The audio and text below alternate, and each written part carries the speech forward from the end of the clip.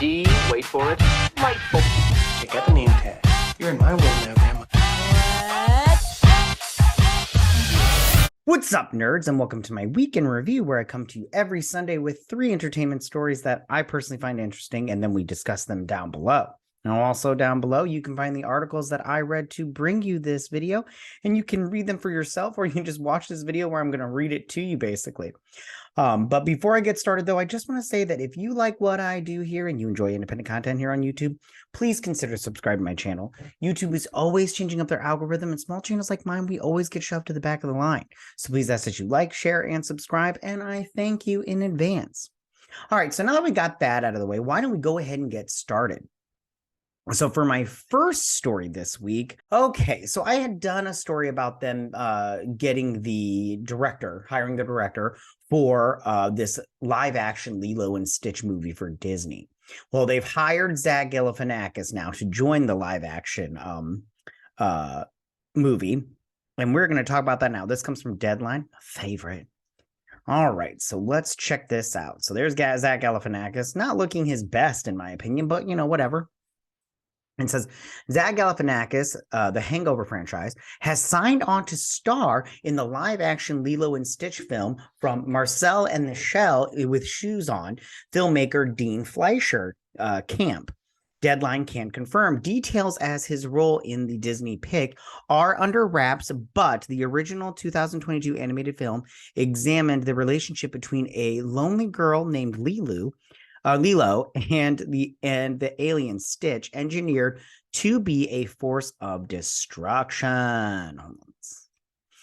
Chris Kakowanaki, I don't know how to say that name, and if you get upset with me on that, I don't care. Like Lilo Kanaki, Bright scripted the new film from a previous draft by Mike Van Ways, Dan Lin, and Jonathan Etrich will produce for Ride Back with Ryan Halpern, executive producer for the company. Galifianakis is an Emmy Award-winning actor and comedian, best known for his role in the Hangover franchise, an FX-claimed comedy series Baskets, as well as his short-form Funny or Die talk show Between Two Ferns. He's also previously appeared in films like A Wrinkle in Time, garbage, Birdman, The Campaign, and Due Date, while lending his voice to animated productions like Big Mouth, Ron's Gone Wrong, and Missing Link.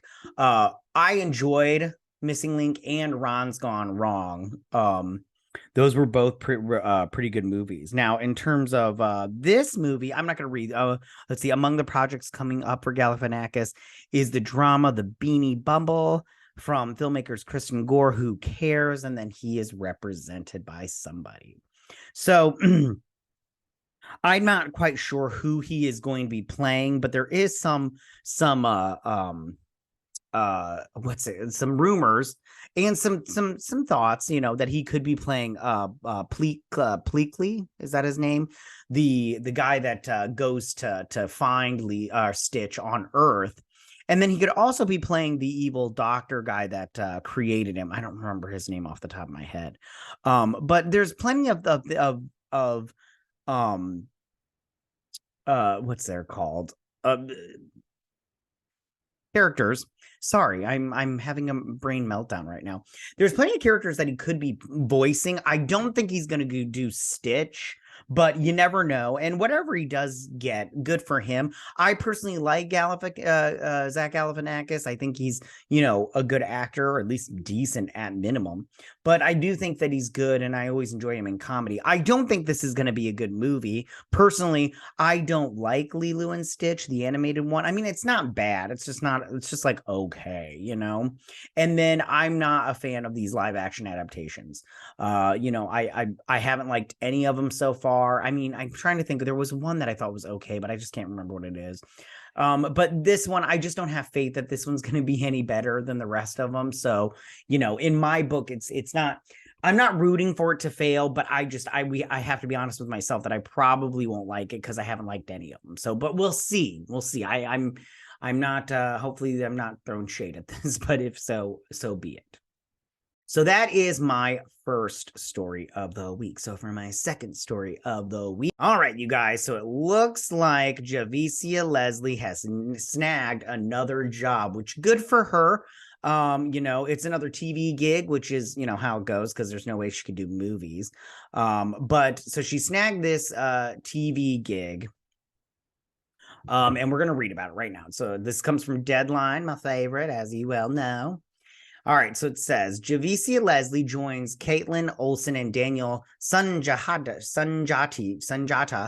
in ABC's HPI remake pilot from Drew Goddard. And that's Javicia Leslie, very beautiful. All right, so it says Javicia Leslie, Batwoman, gross, is set to lead opposite Kaitlin Olson and Daniel Sunjata in ABC's character-based procedural drama pilot based on TF1's popular detective series, HPI, High Intellectual Potential. From top TV and film writer Drew Goddard and ABC signature where Goddard and his Goddard Textiles are based. Yay, Goddard Textiles. Sounds amazing. Sorry, guys. So see all. It says written by Goddard. The untitled HPI remake centers on Morgan, a single mom with 3 kids, an exceptional mind who helps solve an unsolvable crime when she rearranges some evidence during her shift as a cleaner for the police department.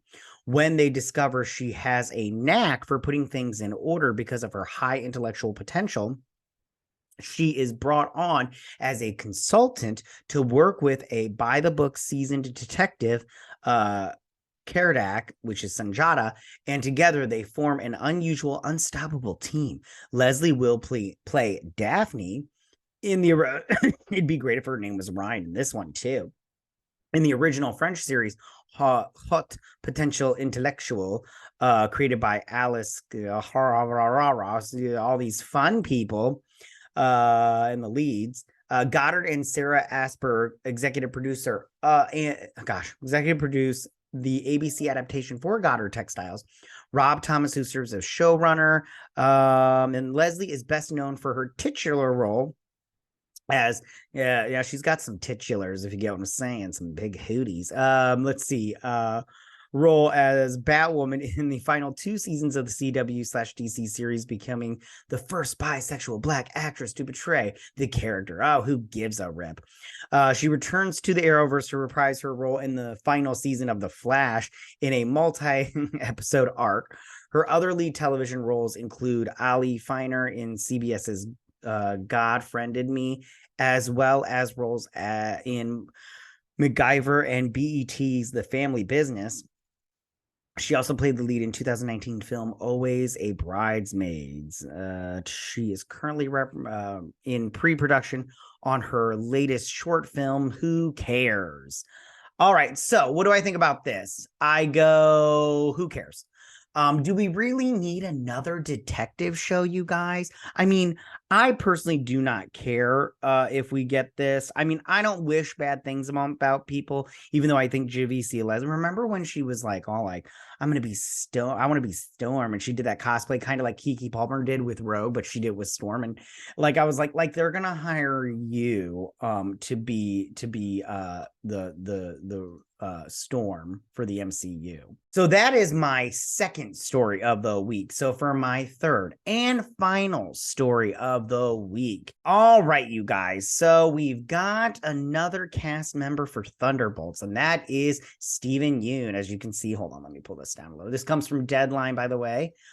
So Steven Yeun, that's the guy right there. He is from The Walking Dead, and we're going to read this article, but there's been a lot of speculation on who he could play, and I'm all like, you guys, come on, like, let's be honest about this. So let me just read this article, and then we'll get into about who people think he's going to play and who, he's probably going to play. So it says, following his Oscar-nominated nominated role in Minari and scene-stealing part in Nope. It wasn't really scene-stealing, come on. Steven Yeun is continuing to show his range as he is now looking to add a Marvel movie to his resume. Sources tell Deadline Yeun is set to join the Marvel Studios Thunderbolts in a part that is not only significant to this film, but could also play a role going forward in future films of the Marvel Cinematic Universe.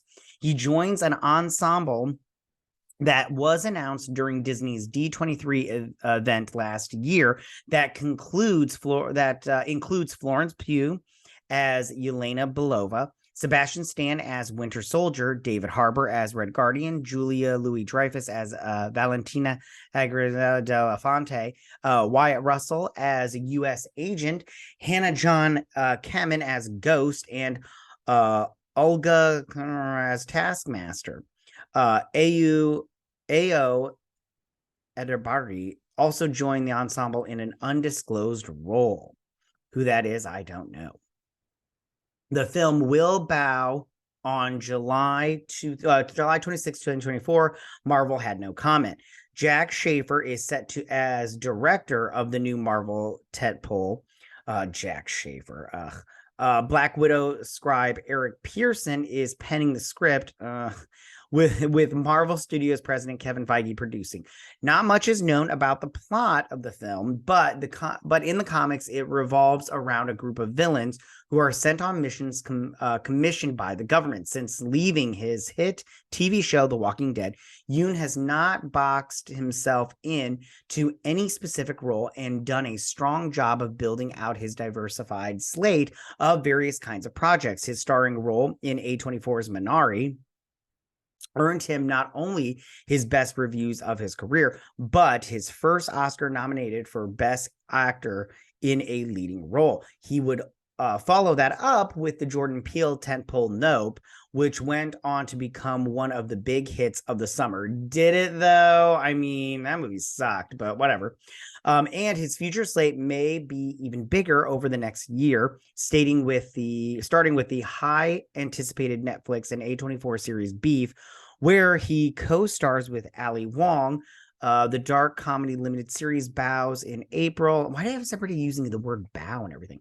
All right, so I'm not going to read the rest of this because all right. So a lot of people thought he was going to be playing Sentry. Like a lot of stuff, people are like, oh, he's playing Sentry. He's playing Sentry. He's not playing Sentry. I'll tell you that right now. And if he does play Sentry, they've miscast. Hardcore. That's a poor Steven Yeun. I have nothing against Steven Yeun. I will have nothing but good things to say about him. I think he's a good actor. I'm just saying I don't think that he's a good actor, a good person to pick for Sentry. Who they pick for Sentry, I have a feeling they're not going to cast correctly. But that's the thing, because they need to cast a blonde hair, blue-eyed white guy, and they're not going to do that. Because they're going to have to deal with their comparisons to Homelander from The Boys. And me, I just go, why are you guys worried about the comparisons? But what if yours is better? And Sentry he's a little bit different from Homelander, because Homelander is just a complete psychopath, and Sentry has multiple personalities. So I'm just like, I don't understand why you guys just don't go with it, but whatever. Yeun, though, I think and I like a lot of people, I'm not the only person that thought this, I think he's playing Amadeus Cho. Now, who's Amadeus Cho? That's Amadeus Cho. Okay, so Amadeus Cho is a scientist, and long story short, he becomes a Hulk. He becomes his own Hulk or whatnot. Now, I think he's going to be Amadeus Cho, and this is why, because Red Hulk, and I did a thing on that, and you can check it out and everything. Red Hulk is in the movie, or is in the fourth Captain America movie. And it's got Red Hulk in it, and apparently it's going to have She-Hulk in it, like a cameo from She-Hulk and everything. And maybe Hulk is in it also. And it's all about the Hulk blood. And the Thunderbolts movie is apparently something about oh no, I don't know what it's about. I take it back. I was going to say something, but it's so, and Steven Yeun is probably the main person in terms of transferring the Hulk blood or whatnot. So that's who he's playing. And to say he's playing Sentry or anybody besides Amadeus Cho is ridiculous. That's who he's playing. Everybody called it. I'm calling it now. That's who he's playing. Okay, so sorry, I kind of rambled on a little bit there. So that is my third and final story of the week. Tell me, what do you guys think about all of this? How do you feel about Zach Galifianakis joining Lilo and Stitch, the live action one? And who do you think he's going to be in that movie? Do you think he's going to play, oh God, what did I say his name was? Oh, it doesn't even matter. The guy that goes after Stitch with the scientist guy. The guy with the one eye. But do you think he's going to play him, or do you think he's going to play somebody else? Do you think he's going to voice the voice of Stitch? Who knows? They could be going for a totally different direction there. Or do you think maybe he's playing a human character, and he won't be, animated or whatnot. He'll be an actual, person. Tell me, how do you guys feel about Javicia Leslie joining this HPI pilot? Listen, she dragged me on Twitter though, but I have nothing against her. Just, good for her. But again, do we need another detective story? Like, come on. We've got all these cop and detective shows. Do we really need another one? Come on. Like, let's be honest about it. And then finally, how do you guys feel about Steven Yeun joining the Marvel Universe in Thunderbolts? And do you think he's going to be Amadeus Cho like I do? I think he's going to be Amadeus Cho. That just makes the most sense in my opinion. If he's not, it's like, whatever. I'm not going to be all like, oh no, he's not playing Amadeus Cho. That's stupid. But I just go, that's just obvious. The most obvious choice. Right? All right. All right, tell me what you guys think about all this. Go ahead and leave all your comments in that section down below. If you like this video, go and hit that like button. I won't mind. If you're new to my channel, please hit that subscribe button. I'd greatly appreciate it. And I'll see you guys next week on my week in review. You guys have a good week. Bye. Hey nerds, if you like this video, go ahead and click that Geek What icon and subscribe. And if you like this video, go ahead and join me every Sunday with my week in review.